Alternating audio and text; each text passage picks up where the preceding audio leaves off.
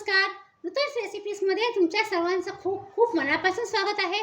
तर आज ना आपण छान असा एक कोकणी पारंपरिक पदार्थ बनवणार आहोत. शिरवाळे. दुधाच्या आणि गुळाच्या रसातल्या शेवया खायला खूपच छान लागतात. आणि हे शिरवाळे बनवण्याची सगळ्यांची पद्धत वेगवेगळी आहे.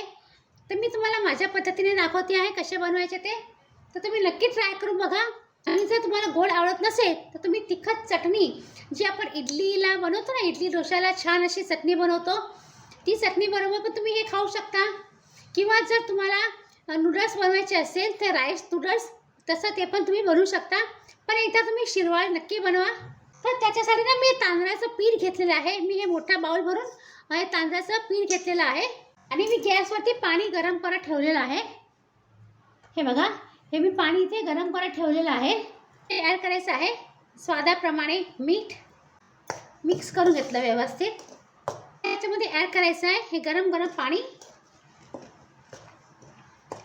काही ठिकाणी पीठ भागवून घेतात आणि काही ठिकाणी असं गरम पाणी ॲड करून पण बनवतात. आपल्याला जे सोपं वाटतं ना त्या पद्धतीने आपण बनवायचं. ह्याच्यामध्ये जेवढं पीठ घेतलं तेवढंच मी पाणी घेते गरम करत. पण आपल्या पिठाच्या क्वालिटीवर डिपेंड आहे. काही पीठ पाणी जास्त सोक करतात, काही पीठ कमी करतात. त्याप्रमाणे आपण पाणी कमी जास्त करायचं. हे गरम गरम आहे म्हणून मी चमच्याने करते. थंड झालं ना की हाताने छान असं मळून घ्यायचं. आता ह्याच्यामध्ये आपण एक चमचा तेल ॲड करूया.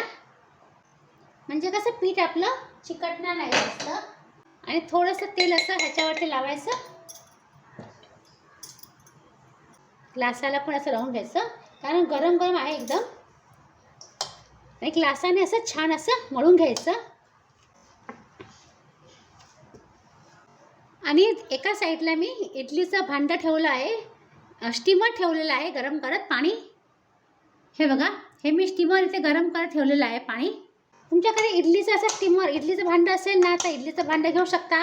किंवा तुम्ही कुकर वगैरे मोठा कुकर वगैरे ठेवून तसं स्टीमर तुम्ही बनवू शकता. आता तुम्हाला जेवढं झेपेल ना तेवढं असं गरम गरम आपल्या हाताने असं मळून घ्यायचं. जर असं वाटतं की हाताला जास्त चिकट आहे तर थोडंसं हाताला तेल लावायचं आणि छान असं मळून घ्यायचं. आणि असं चकलीचा साचा घ्यायचा. माझ्याकडे हा पितळेचा आहे. आणि ही बघा, ही अशी बारीक पात्याची शेवचा साचा असतो ना बारीक, तो घ्यायचा. तुम्हाला जर जाड पाहिजे असेल तर तुम्ही जाड पण घेऊ शकता. हा बघा, माझ्याकडे असा दुसरा जाड पण आहे. चारी बाजूला असं तेल लावून घ्यायचं आतून. हे शेवच्या साच्यामध्ये ॲड करायचं. असं वरती पण लावून घ्यायचं म्हणजे वरती पण जास्त चिकटणार नाही.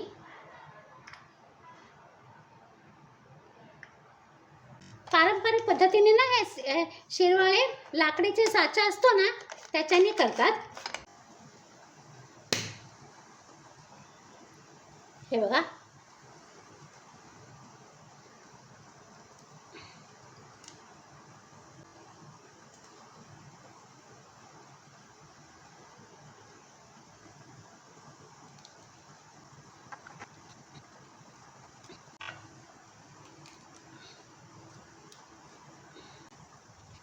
हे बघा, दुसरी बॅच पण मी करून झाली आहे.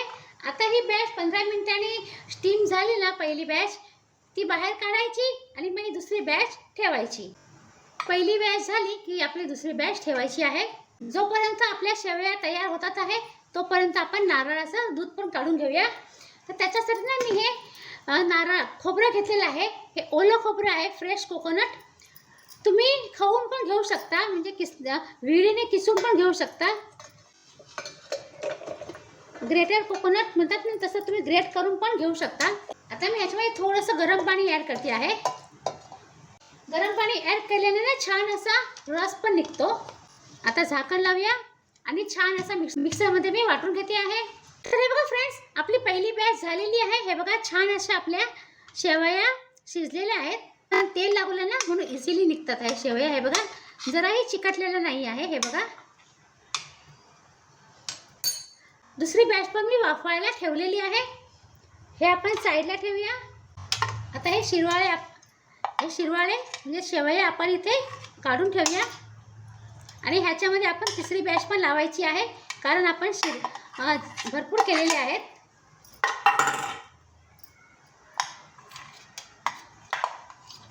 तुम्ही घरातले मेंबर किती आहेत त्याप्रमाणे तुम्ही कमी जास्त करू शकता. आणि जर तुम्ही पहिल्यांदा बनवत असाल ना तर आधी थोडेसे एका वाटीचे करून बघायचे. जर तुम्हाला आवडले तर मग तुम्ही जास्त पण करू शकता. पण जर फर्स्ट टाइम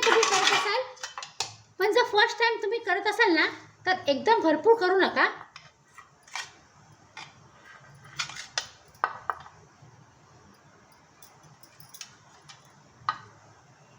हे बघा किती छान वाटतात आणि खायला पण खूपच भारी वाटतात. नारळाचा रस आणि नारळ गुळाच्या रसाबरोबर तर खूपच भारी लागतात. पण जर तुम्हाला गोड नसेल आवडत तर तुम्ही चटणी पण करू शकता. आपण चटणीची रेसिपी पण बघायची आहे. आता मी हे साईडला ठेवते आहे. तर हे बघा आपले नारळ वाटून झालेलं आहे. आता ह्याला आपण गाळून घ्यायचं आहे.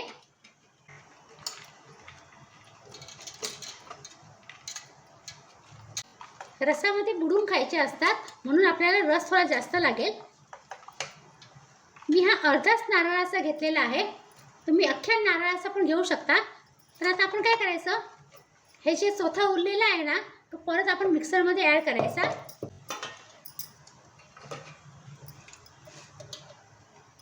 थोडंसं मी पाणी ओतलं आहे आतमध्ये आणि मी परत मिक्सरमधून हे वाटून घेते आहे. हे बघा मी वाटून घेतलेलं आहे. आता परत आपण हे काढून घ्यायचं आहे.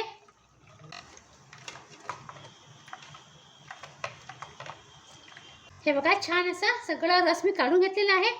आता ना फ्रेंड्स हे फेकून द्यायचं नाही आहे. तुम्ही काय करा, हे तुम्ही डाळीमध्ये किंवा भाजीमध्ये पण ॲड करू शकता. तर आपण आता ह्याचा उपयोग चटणी बनवायला करायचा आहे. आधी आपण नारळाचा रस करून घेऊया. तर आपण काय केलं, नारळाचा जो हा रस काढलेला आहे ना त्याच्यामध्ये तुमच्या आवडीप्रमाणे गूळ ॲड करायचा. तर फ्रेंड्स हे बघा ही माझ्याकडे अशी गुळाची पावडर आहे ती मी घेते आहे. पण जर तुमच्याकडे गुळाची पावडर नसेल तर तुम्ही गूळ किसून पण ॲड करू शकता. तर आपण याच्यामध्ये गुळाची पावडर ॲड करायची आहे. तुम्ही किती गोड खाता त्याप्रमाणे तुम्ही हे घेऊ शकता.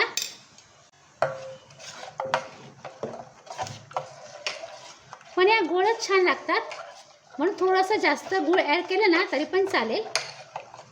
ह्याच्यात साखर नाही ॲड करायची, फक्त गूळ ॲड करायचं. गुळाने त्याचा खूपच छान टेस्ट लागतो. थोडं मी आणखी गूळ ॲड करते आहे. थोडं गोड मला कमी वाटलं. आणि आता आपण काय करायचं, ह्याच्यामध्ये तुम्हाला जर वेलची पावडर आवडत असेल तर वेलची पावडर तुम्ही ह्याच्यामध्ये ॲड करू शकता. किंवा जर जायफळ आवडत असेल ना तर जायफळ तुम्ही ह्याच्यामध्ये ग्रेट करून किसून ॲड करू शकता. मला गुळाच्या रेसिपीमध्ये नेहमी जायफळ आवडतं म्हणून मी जायफळ ॲड करते आहे.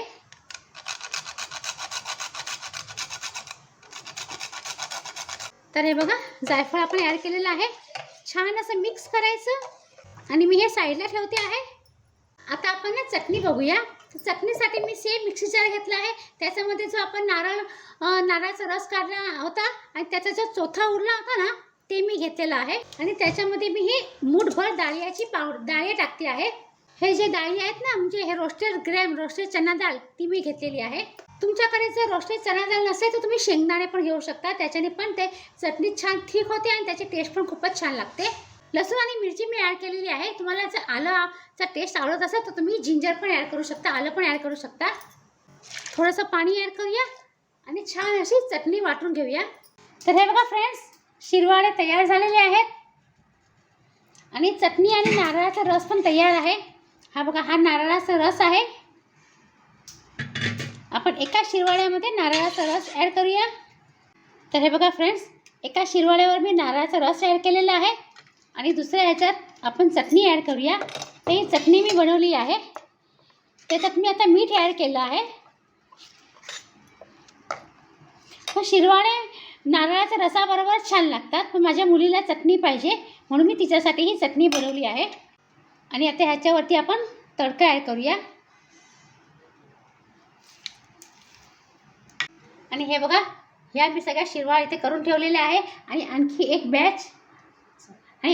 बॅच या कुकरमध्ये तयार होते आहे. खायला खूपच छान लागतात, खूप टेस्टी लागतात. तुम्ही नक्की ट्राय करा. तुम्ही दोन्ही प्रकार करून बघा. जर तुम्हाला गोड नसेल आवडत तर तिखट चटणीबरोबर पण छान लागतात खायला. जसं आपण इडली खातो ना तसाच टेस्ट लागतो खायला, खूपच छान लागतात. मी याच्या चटणीमध्ये कोथिंबीर नाही ॲड केली पण तुम्ही कोथिंबीर पण ॲड करू शकता. तर आणखी ग्रीन कलर येईल ना तर आणखी छान दिसेल. तर ही आहे नारळ आणि गुळाच्या रसातली गोड शिरवाळी आणि ही आहे तिखट. तर ही रेसिपी तुम्ही नक्की ट्राय करा, तुम्हाला नक्की आवडेल. आणि फ्रेंड्स, तुम्ही जर नूतन रेसिपीजला अजूनपर्यंत सबस्क्राईब केलं नसेल, नूतन रेसिपीजमध्ये तुम्ही नवीन असाल तर प्लीज तुम्ही नूतन रेसिपीजला सबस्क्राईब करा, लाईक करा आणि शेअर करा तुमच्या फ्रेंड सर्कलमध्ये, तुमच्या रिलेटिव्समध्ये. आणि सबस्क्राईब करताना बेल आयकन नक्की प्रेस करा. तर आता आपण पुन्हा भेटूया अशा छान छान रेसिपीसह. तोपर्यंत बाय बाय. आणि हा व्हिडिओ पूर्ण बघितल्याबद्दल तुमचा खूप खूप धन्यवाद.